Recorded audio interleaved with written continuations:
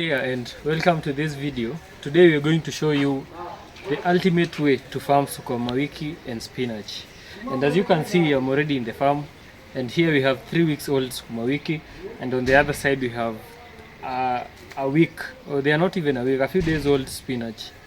We've arranged them in order of how they were planted, this being the oldest one. And as you can see, they are doing quite well. We had done earlier on the other side an organic farm, and they did pretty well, and that's why we are making this video to educate you and to let you know the best way to take care of Sukumawiki and achieve maximum yields.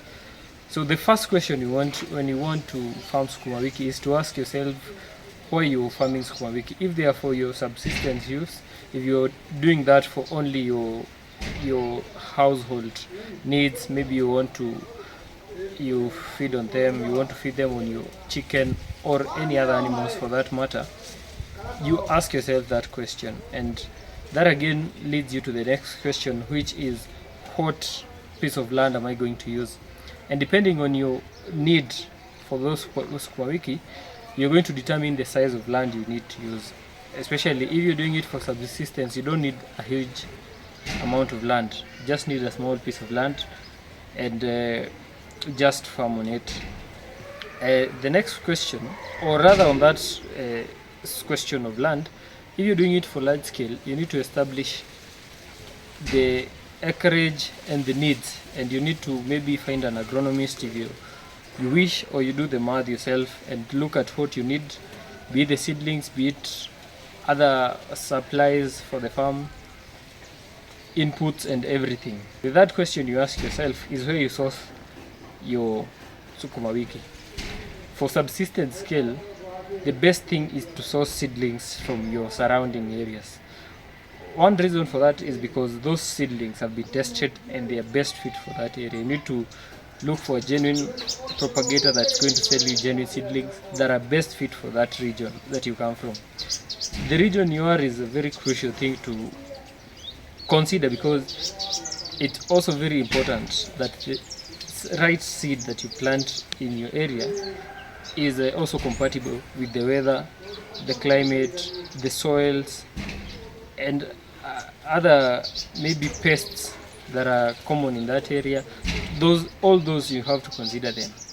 If you're doing it for large scale, the best way is to get seeds from a company or an agrovet, and you have to do your research and be able to determine the right seed that's there that is best fit for your area as well. You have to consider all those things that I earlier mentioned. You go and buy your seedlings, you prepare a seedbed, or you can prepare those small propagation crates that you do in-house or in a greenhouse. You prepare them a month before, because those seedlings are going to sit in that seedbed for 1 month before you transplant them on the farm.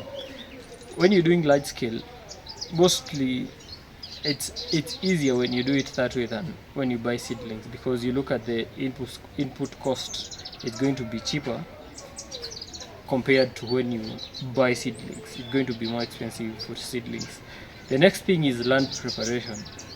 When you want to transplant your seedlings from the seedbed to the shamba that they are going to live on, you're going to grow on for the next year or so if you wish, it's quite important to consider land preparation in time. Timely land preparation is crucial, and it doesn't just mean plowing. It's a lot of things. It's not just plowing, it's preparing the land to the fine till.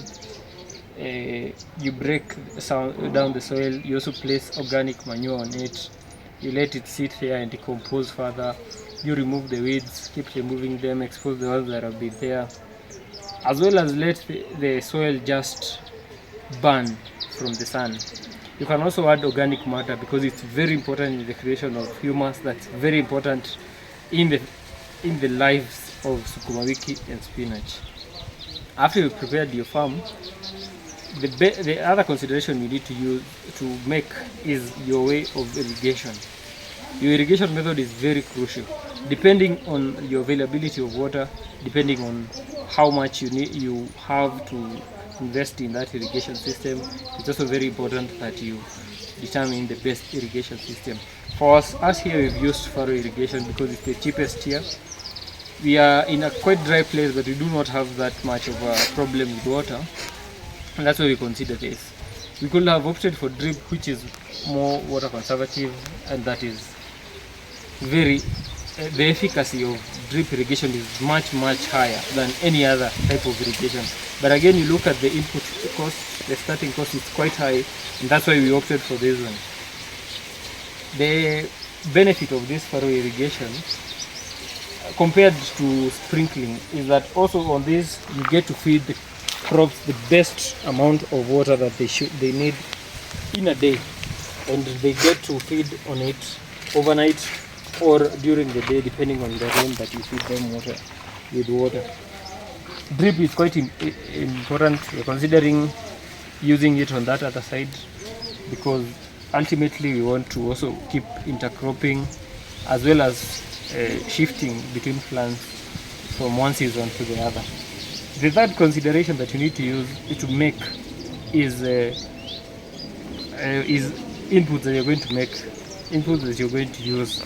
And one of the most important inputs in farming Sukumawiki and spinach is pesticides. You need to understand the types of pests that are in your area. Like here in this hot area, we know that we're not very prone to aphids unless during the colder months or in a shaded area like this one. We know aphids can come here. We know cutworms are quite frequent. We know moths are quite frequent in this area. We know birds that come to eat the tiny seedlings are also very frequent. And also armyworms, though those ones do not quite prefer eating Sukumawiki at this stage. Once you understand that, you're going to know the best pesticide that you're going to use, and you make those plans prior to before when you start when the plant is already established. The other consideration is fertilizer. I said that you need to plant using organic manure. Many people may opt to start using DAP, which is also very helpful. But in the stage like this one, that are 3 weeks old, we have to top dress with a fertilizer that's quite rich in nitrogen that we've used. In that case, we've used CAN. It helps. You need to also plan prior to that, and once you do that, you're going to get your Sukumawiki thriving. The last thing that you need to consider is the production limit or production consistency of that plant. You need to know the seedlings that you're buying, how long will they stay on the farm before they get to start the yield starts going down. And once you've established that, you're going to know when do I expect my yield to start going down and when can I retire the plant. It's quite important that you know that, but it's a thing that you can also learn by observation, because some of the details that are provided by these manufacturers might not be accurate, and also they might vary depending on where you are. I think the last thing and the ultimate thing for those people who are doing that Sukumawiki farming for the market is knowing the right timing for planting Sukumawiki. You know, in Kenya, most people depend on rainfall for agriculture. They do not do irrigation, and for those who do irrigation, they also do it hand in hand with the rainy season. And being able to know the market time is quite crucial. You just have to know that during the onset of the rains, people are going to plant many Sukumawiki.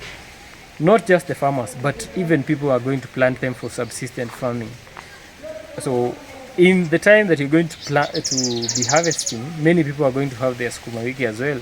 So the market is not going to be as good. The prices are not going to be as good.